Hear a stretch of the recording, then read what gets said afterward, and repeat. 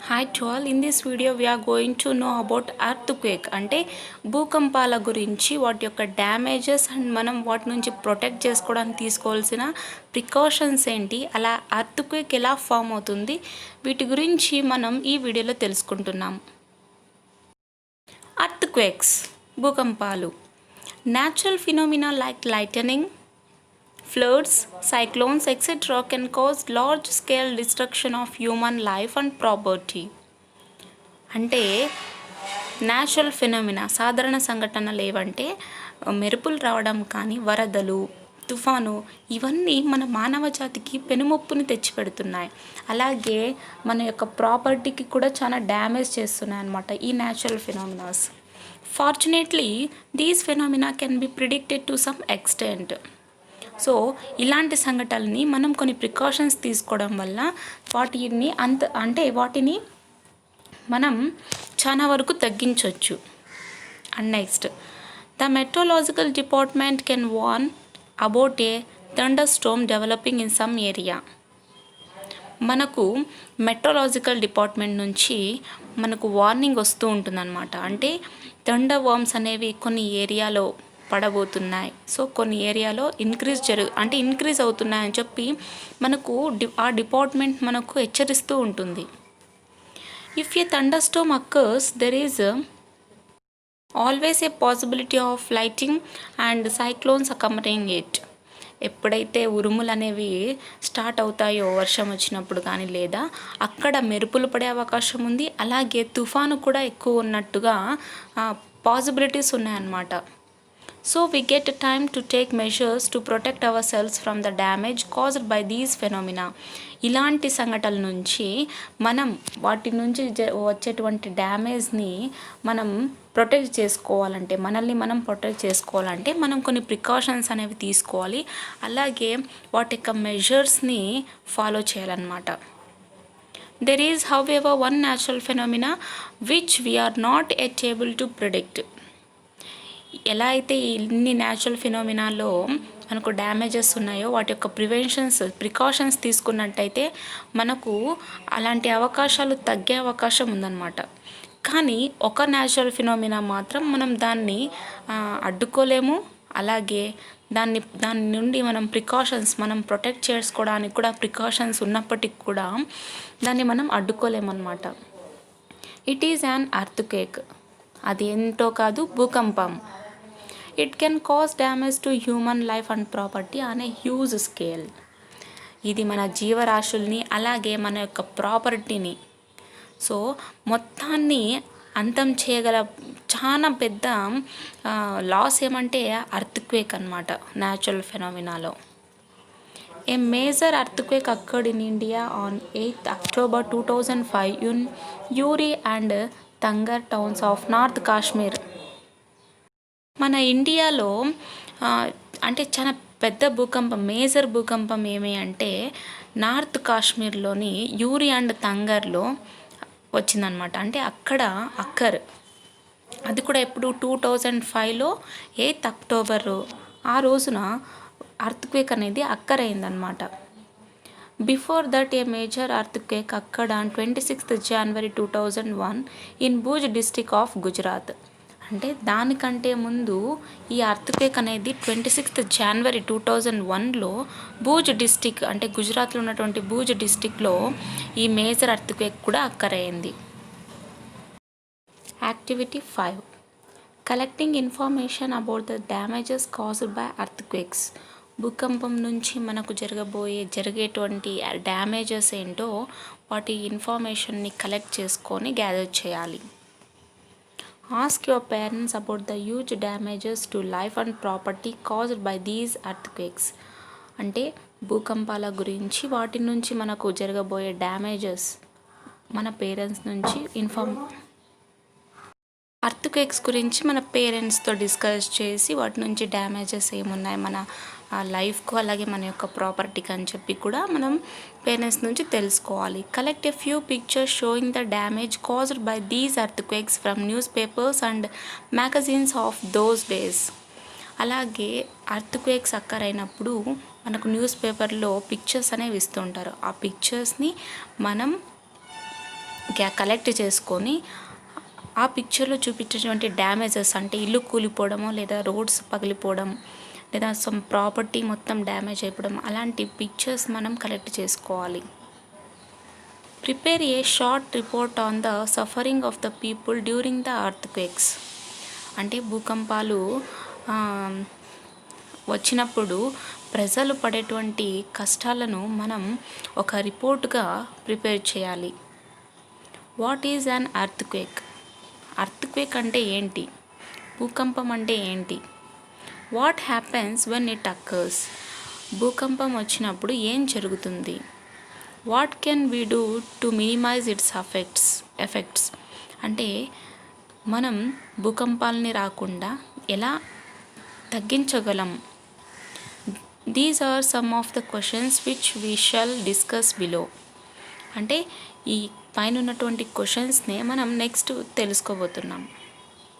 What is an earthquake? భూకంపం అంటే ఏంటో చూద్దాం. An earthquake is a sudden shaking or trembling of the earth lasting for a very short period of time.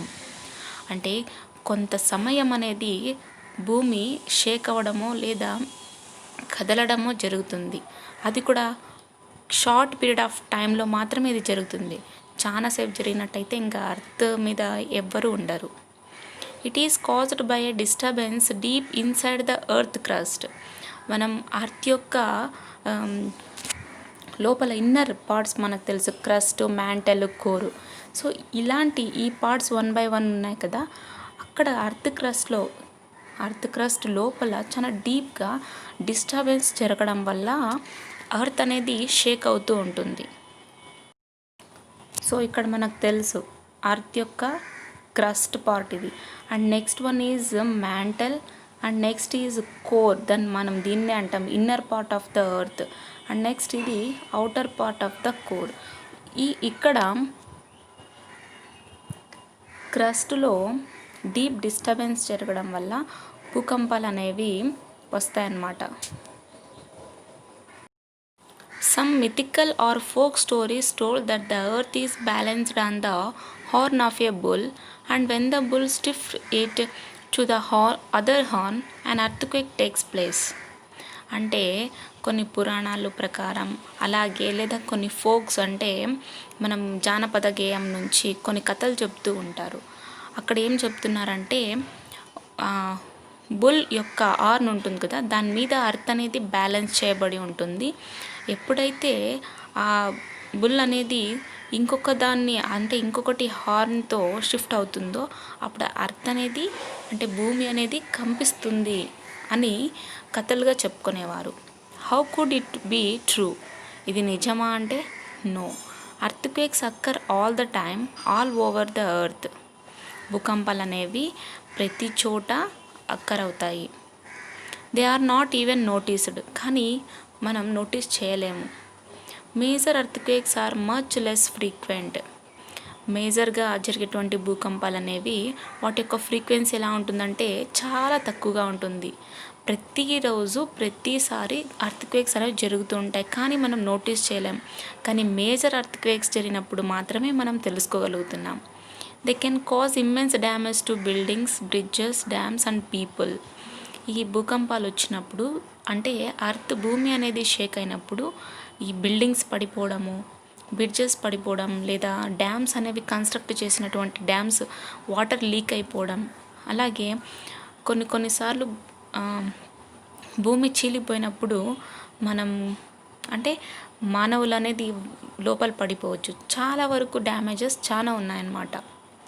There can be a great loss to life and property. జీవితాలకు అంటే జీవరాశులకు కానీ వాళ్ళు సంపాదించుకున్నటువంటి ప్రాపర్టీకి కానీ ఎంతో లాస్ ఉందన్నమాట. The earthquakes can cause floods, land slides and tsunamis. ఈ భూకంపాల వల్ల వరదలు రావచ్చు లేదా భూమి చీలిపోవచ్చు, సునామీలు కూడా రావచ్చు. ఎందుకంటే భూమి కంపించినప్పుడు డ్యామ్స్ ఎప్పుడైతే లీక్ అయిపోతాయో ఆ వాటర్ మొత్తం మనకు ఫ్లడ్గా వచ్చేస్తుంది. అలాగే భూమి చీలిపోయినప్పుడు ఎన్నో జీవరాశులు కలిసిపోవచ్చు, చెట్లు చాలా వరకు దాంట్లో కలిసిపోతాయి. సునామీ. ఎందుకంటే మనం అర్త్ అనేది 90%, 99% వాటర్తోనే కవర్ అయి ఉంటుందని నేను చెప్పుకుంటూ ఉంటాం. సో వాటర్ అనేది రైజ్ అయిపోతుంది దాని యొక్క waves. A major tsunami occurred in the Indian Ocean on 26th December 2004. 2004లో డిసెంబర్ 26న ఇండియన్ ఓషన్ వద్ద సునామీ, మేజర్ సునామీ అనేది వచ్చింది. all the coastal areas around the ocean suffered huge losses. అంటే కోస్తా అంటే సముద్రపు తీరాన ఉన్నటువంటి వాళ్ళందరూ చాలా సఫర్ అయ్యారు. వాళ్ళకి ఎంతో లాస్ కూడా జరిగిందనమాట. ఆ సునామీ రావడం వల్ల వాళ్ళకు హౌస్ లేకపోయింది, అండ్ నెక్స్ట్ ప్రాపర్టీ వాళ్ళు ఎంతో కోల్పోవాల్సి వచ్చింది. Activity 6, locating the tsunami affected areas in the map. అంటే సునామీ మ్యాప్లో కొన్ని ఏరియాస్ ఉన్నాయి, వాటిని మనం లొకేట్ చేయాలి. అంటే సునామీ వల్ల అఫెక్ట్ అయినటువంటి ఏరియాస్ని మనం ఇక్కడ లొకేట్ చేయాలి. Take an outline map of the world. ఒక ప్రపంచ పటాన్ని తీసుకొని, మ్యాప్ని తీసుకొని, locate the eastern coast and Andaman and Nicobar islands in India. World మ్యాప్ని తీసుకొని ఈస్టర్న్ కోస్ట్ని, అలాగే అండమాన్ అండ్ నికోబార్ ఐలాండ్స్ని మనం లొకేట్ చేయాలి. Mark other countries around the Indian ocean which could have suffered damage. అలాగే మిగతా దేశాలను కూడా, అంటే ఇండియన్ ఓషన్కు దగ్గర ఉన్నటువంటి మిగతా దేశాలను కూడా మనం మార్క్ చేయాలి. ఎందుకంటే ఇండియన్ ఓషన్ చుట్టూ కంట్రీస్ ఉంటాయి కదా, కొన్ని దేశాలు ఉంటాయి. ఆ ఇండియన్ ఓషన్లో సునామీ రావడం వల్ల అక్కడ ఉన్నటువంటి దేశాలు కూడా లాస్ జరిగే అవకాశం ఉంది. కాబట్టి మనం మార్క్ చేయాల్సి ఉంటుంది ఇండియన్ ఓషన్ చుట్టూ ఉన్నటువంటి దేశాలను. Collect accounts of the devastation caused by the tsunami in India from your parents or the other elders in the family or in the neighbourhood. అలాగే సునామీ వల్ల మనకు జరిగినటువంటి డ్యామేజెస్, వీటన్నిటి గురించి తెలుసుకొని, అంటే మన పేరెంట్స్ లేదా మన ఇంట్లో పెద్దల నుంచి తెలుసుకొని, లేదా మన ఇంటి పక్కన ఉన్న వాళ్ళ నుండి సునామీ నుండి మనకు ఎలాంటి డ్యామేజెస్ ఉన్నాయి, ఎలా జరిగాయి, ఇండియాలో జరిగినటువంటి సునామీ వల్ల డ్యామేజ్ ఏంటి, ఎంత లాస్ అయినారు, సో లైఫ్ అంటే కొంతమంది హ్యూమన్ లైఫ్స్ ఏమైనా స్పాయిల్ అయ్యాయా, ఇలాంటి ఇన్ఫర్మేషన్ మొత్తాన్ని గ్యాదర్ చేయాలి. And next, what causes an earth quake. భూకంపం రావడానికి ఏం జరుగుతుంది, మెయిన్ రీజన్ ఏంటి చూద్దాం. What could cause a disturbance inside the earth. మనం ఎర్త్ క్వేక్ రావడానికి కారణం ఏం చెప్పుకున్నాం అంటే, ఎర్త్ క్రస్ట్ లోపల డీప్ డిస్టర్బెన్స్ జరగడం వల్ల ఎర్త్ క్వేక్ అనేది అక్కర్ అవుతుందని చెప్పుకున్నాం. సో ఆ డిస్టర్బెన్స్ అవ్వడానికి ఏం కారణం చూద్దాం. In ancient times people did not know the true cause of earth quakes. పూర్వం ప్రజలకు తెలియదన్నమాట ఈ భూకంపాలు రావడానికి కారణం ఏంటో అని. వాళ్ళు కేవలం ఈ భూమి అనేది ఒక బుల్ హార్న్ మీద బ్యాలెన్స్ చేయబడుతుంది, అది ఎప్పుడైతే బుల్ నెక్స్ట్ ఇంకొక హార్న్కు షిఫ్ట్ చేస్తుందో అప్పుడు భూమి అనేది కదలడం వల్ల చీలిపోతుంది, లేదా మనకు షేకింగ్ జరుగుతుందని చెప్పి వాళ్ళు ఫోక్ స్టోరీస్గా చెప్పుకునేవాళ్ళు. కానీ ఇప్పుడు మనకు ఇంప్రూవ్మెంట్ జరిగింది, అలాగే కాన్సెప్చువల్ అండర్స్టాండింగ్, సో ఎన్నో ఇంప్రూవ్మెంట్ జరుగుతున్నాయి. సైంటిస్ట్ మనకు ఎన్నో తెలుసుకొని మనకు ఎన్లైటన్ ఇస్తున్నారనమాట. Their ideas were therefore expressed in mythical and folk stories. ఇందాకే చెప్పుకున్నాం కదా, వాళ్ళు కొన్ని కట్టుకథలుగా చెప్పుకునేవారు. Similar myths were prevalent in other parts of the world. ప్రపంచంలో ఇలాంటి ఫోక్ స్టోరీస్గా చెప్పుకునే వాళ్ళు చాలా ఉన్నారనమాట.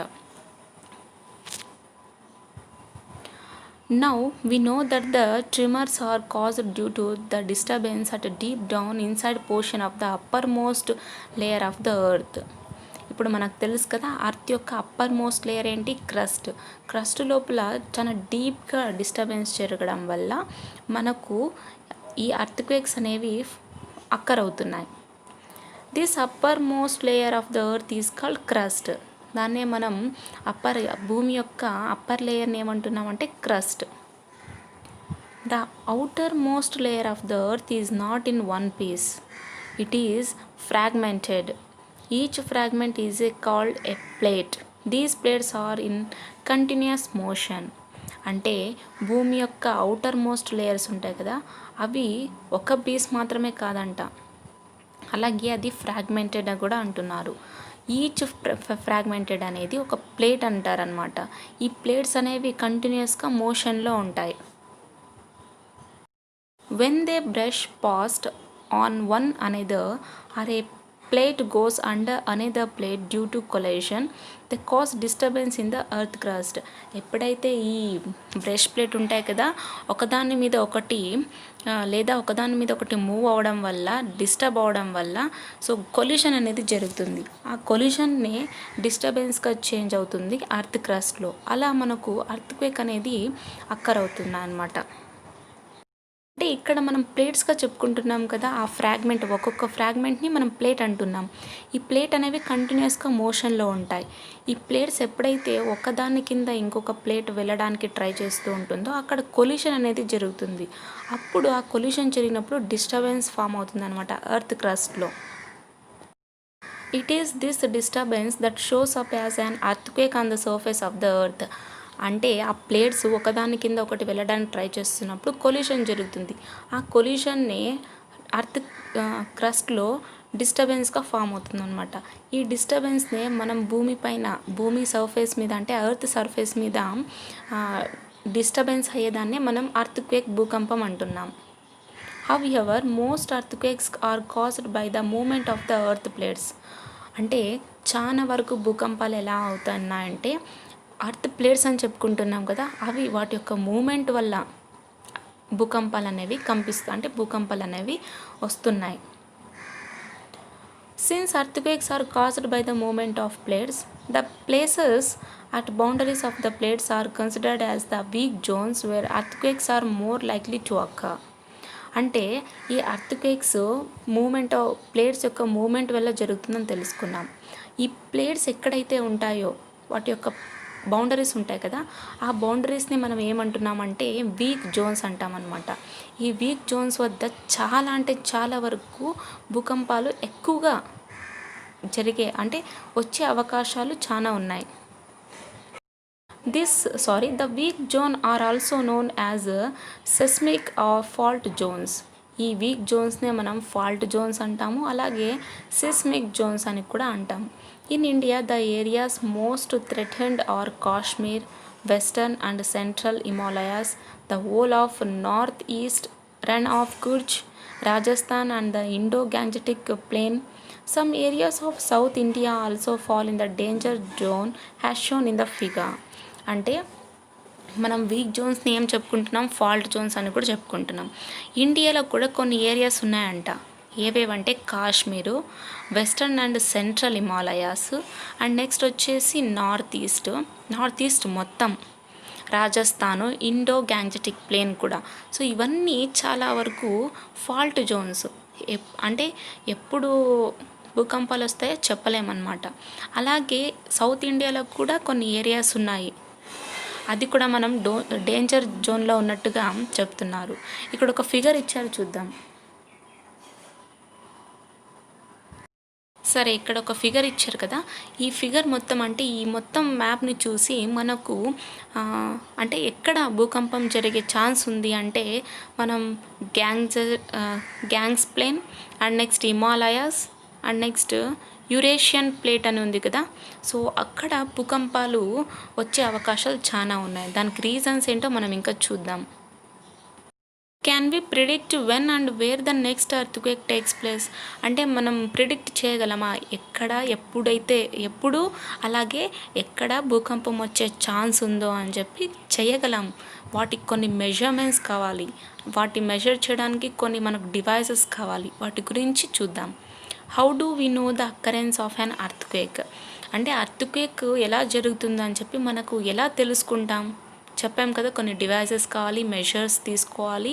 అండ్ నెక్స్ట్ చూద్దాం. Seismologist use 2 main devices to measure an earthquake. అంటే ఈ న్యాచురల్ ఫినామినా గురించి స్టడీ చేసే వాళ్ళని మనం సెస్మోలాజిస్ట్ అంటున్నాం. వీళ్ళు 2 మెయిన్ డివైజెస్ని యూజ్ చేస్తారనమాట అర్త్క్వేక్ని మెజర్ చేయడానికి. సెస్మోగ్రాఫ్ అండ్ ఏ సెస్మోస్కోప్ 2 డివైజెస్ని యూజ్ చేస్తారు. ఒకటి seismograph and next one is seismoscope అనమాట. The seismograph is an instrument that measures seismic waves caused by an earthquake. అంటే అర్త్క్వేక్ వల్ల వచ్చేటువంటి సెస్మిక్ వేవ్స్ ఉంటాయి కదా, వాటిని మెజర్ చేస్తుంది ఈ ఇన్స్ట్రుమెంట్. ఏ ఇన్స్ట్రుమెంట్ అంటే సెస్మోగ్రాఫ్ సెస్మిక్ వేవ్స్ని మెజర్ చేస్తుంది.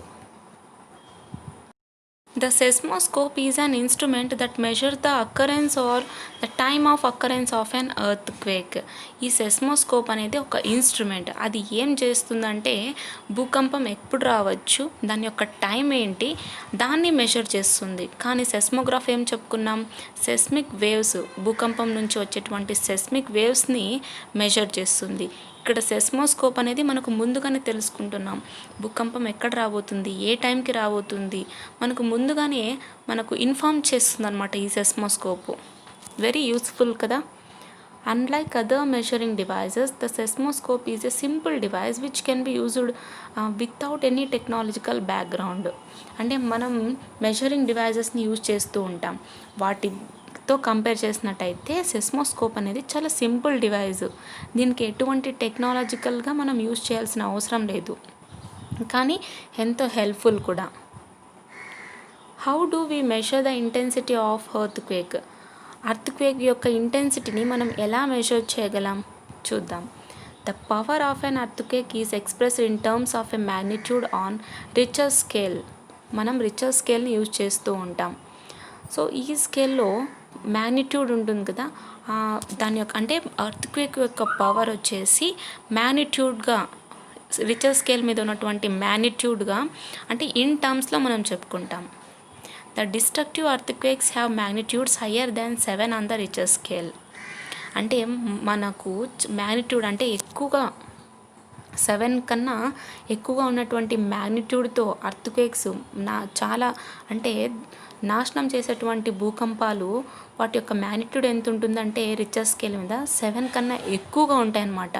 సో అలా 7 కన్నా ఎక్కువగా ఉన్నట్టయితే మ్యాగ్నిట్యూడ్స్, సో మన లైఫ్కు చాలా అంటే నాశనం జరిగేటువంటి అవకాశాలు చాలా ఉన్నాయి. Both Bhuj and Kashmir earthquakes had magnitudes greater than 7.5. మనకు తెలుసు కాశ్మీర్లో భుజ్లో అర్త్క్వేక్స్ అనేవి జరిగాయి కదా. సో వాటి యొక్క మ్యాగ్నిట్యూడ్ ఎంత ఉందంటే 7.5 కన్నా ఎక్కువగానే ఉంది magnitude. Although we know for sure what causes an earthquake, it is not at possible to predict when and where the next earthquake might occur. And మనకు తెలుసు ఎర్త్క్వేక్ ఎలా అక్కర్ అవుతుందో, కానీ మనం దీన్ని కరెక్ట్గా అంటే పాసిబుల్ అయితే లేదు, ప్రిడిక్ట్ చేయగలం ఎప్పుడు వస్తుందో ఎక్కడ వస్తుందో అని కరెక్ట్గా అయితే ప్రిడిక్ట్ చేయలేం, కానీ చెప్పగలం సెస్మోస్కోప్ని యూజ్ చేసి, కానీ కరెక్ట్గా అయితే చెప్పలేమంటున్నారు. Tremors on the earth can also caused when a volcano erupts or a meteor hits the earth or an underground nuclear explosion takes place.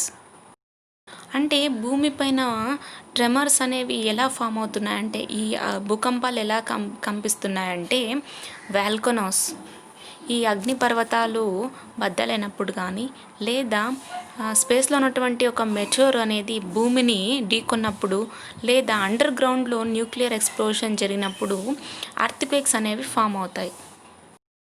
The tremors produce waves on the surface of the earth. See figure 11. ఇక్కడ మనకు figure ఇచ్చారు. Figure 11లో వాటి యొక్క waves అనేవి form అవుతున్నాయి చూడండి. Earth surface మీద tremors అనేవి కొన్ని వేవ్స్ని ప్రొడ్యూస్ చేస్తాయి. These are called seismic waves. మనం దీన్నే సెస్మిక్ వేవ్స్ అని కూడా చెప్పుకున్నాం. ఈ సెస్మిక్ వేవ్స్ని మెషర్ చేసేటువంటి ఇన్స్ట్రుమెంట్ అని ఏం చెప్పుకున్నాం అంటే seismograph. These waves are recorded by an instrument called seismograph. అంటే ఈ వేవ్స్ యొక్క రికార్డ్ని అంటే రికార్డ్ చేసేటువంటి ఇన్స్ట్రుమెంట్, మెజర్ చేసేటువంటి ఇన్స్ట్రుమెంట్ ఏమంటే seismograph. The instrument is simply a vibrating rod or a pendulum which starts vibrating when tremors occur. అంటే ఎప్పుడైనా tremors వస్తున్నాయి అంటే పెండులం లేదా వైబ్రేటింగ్ రాడ్ ఉంటుంది కదా, అది వైబ్రేట్ అవ్వడం స్టార్ట్ చేస్తూ ఉందన్నమాట. A pen is attached to the vibrating system. ఆ వైబ్రేటింగ్ సిస్టమ్కు ఒక పెన్ అటాచ్ చేయబడి ఉంటుంది. The pen records the seismic waves on a paper which moves under it. ఆ పెన్ అనేది సెస్మిక్ వేవ్స్ని రికార్డ్ చేసి, అంటే పేపర్ మీద వచ్చేటువంటి సెస్మిక్ వేవ్స్ని రికార్డ్ చేస్తుంది. By studying these waves scientist can construct a complete map of the earthquake. ఈ వేవ్స్ని బేస్ చేసుకొని సైంటిస్ట్ అనే వాళ్ళు ఎర్త్క్వేక్ యొక్క మ్యాప్ని కన్స్ట్రక్ట్ చేసుకోగలరు. They can also estimate it's powers to cause destruction. అంటే ఈ భూకంపం వల్ల మనకు ఎంత లాస్ జరుగుతుందో, ఎంత నాశనం ధ్వంసం జరుగుతుందో అనేది కూడా వాళ్ళు ఎస్టిమేట్ చేయగలరు. Like many other scales, Richter scale is not linear. మనం వేరే స్కేల్ యూజ్ చేస్తుంటాం కదా, regular scales and next vernier scale, callipers, ఇలా పిచ్ స్కేల్, ఇవన్నీ మనం చూస్తుంటాం. ఈ స్కేల్స్కి ఎటువంటి సంబంధం లేకుండా రిచర్ స్కేల్ అనేది నాట్ లీనియర్ అంటున్నారు. This means that an earthquake of magnitude 6 does not have 1 and half times the destructive energy of an earthquake of magnitude 4. అంటే భూకంపం యొక్క మ్యాగ్నిట్యూడ్ మీదే డిపెండ్ అయి ఉంటుంది. అంటే ఎక్కువ మ్యాగ్నిట్యూడ్ ఉంటే మనకు ఎక్కువ డిస్ట్రక్షన్ జరిగే ఛాన్స్ ఉంది. అలాగే 6 మ్యాగ్నిట్యూడ్ ఉన్నటువంటి ఎర్త్క్వేక్ అనేది కేవలం 1.5 మాత్రమే మనకు నాశనం, 1.5 టైమ్స్ మాత్రమే మనకు నాశనం జరిగేటువంటి ఛాన్స్ కాదనమాట. అంటే దానికంటే ఎక్కువగా ఉన్నట్టు. In fact an increase of 2 in magnitude, it means 1000 times more destructive energy. అంటే మ్యాగ్నిట్యూడ్ అనేది 2గా ఇంక్రీజ్ అయినట్టయితే రిచర్ స్కేల్లో, అంటే దాని అర్థం ఏమంటే 1000 టైమ్స్ ఎనర్జీ, అంటే మనకు ఎంత ధ్వంసం చేస్తున్నామో చూసుకోండి. అంటే ఆ భూకంపం అనేది మన లైఫ్ని, మన ప్రాపర్టీని, మన ఎర్త్ మీద ఉన్నటువంటి జీవరాశులన్నిటినీ 1000 టైమ్స్ నాశనం చేసేటువంటి ఎనర్జీ దీనికి ఉంది. For example, an earthquake of magnitude 6 has 1000 times more destructive energy than an earthquake of magnitude 4. అంటే ఎర్త్క్వేక్ మ్యాగ్నిట్యూడ్ 4 ఉన్నటువంటి ఎర్త్క్వేక్ ఎనర్జీ కన్నా ఎర్త్క్వేక్ 6 ఉన్నటువంటి మ్యాగ్నిట్యూడ్ ఉంటుంది కదా, అది 1000 టైమ్స్ డిస్ట్రక్టివ్ ఎనర్జీ ఉంటుందన్నమాట. There is another method of measuring the intensity of an earthquake using the moment magnitude scale, which is based on the amount of displacement that occurred along a fault zone rather than the measurement of ground motion at a given point. అలాగే ఈ భూకంపాల యొక్క ఇంటెన్సిటీని కనుగొనడానికి ఇంకొక method కూడా ఉంది. ఆ method ఏమంటే moment magnitude స్కేల్ని use చేసుకొని మనం ఇంటెన్సిటీని మెజర్ చేయొచ్చు. ఈ స్కేల్ అనేది అంటే ఫాల్ట్ జోన్స్లో జరిగేటువంటి డిస్ప్లేస్మెంట్ బేస్ చేసుకొని మనకు మెజర్ చేయొచ్చు. The moment magnitude measures energy released by the earthquake more accurately than the Richter scale. It is the only magnitude scale that adequately measures the size of large earthquakes. ఈ moment magnitude అనేది earthquake నుంచి వచ్చేటువంటి ఎనర్జీని release చేస్తుంది కదా earthquake, అప్పుడు దాని యొక్క ఎనర్జీని మెజర్ చేస్తుంది అనమాట మొమెంట్ మ్యాగ్నిట్యూడ్. అది కూడా రిచర్ ది స్కేల్తో పోల్చుకుంటే చాలా అక్యురేట్, వెరీ స్పీడ్గా మెజర్ చేయగలుగుతుంది. అలాగే కేవలం ఒకే ఒక్క మ్యాగ్నిట్యూడ్ స్కేల్ అనమాట, అది కూడా ఎన్నో పెద్ద భూకంపాలని కూడా వాటిని కూడా దాని యొక్క సైజ్ని కూడా మెజర్ చేయగలుగుతుంది.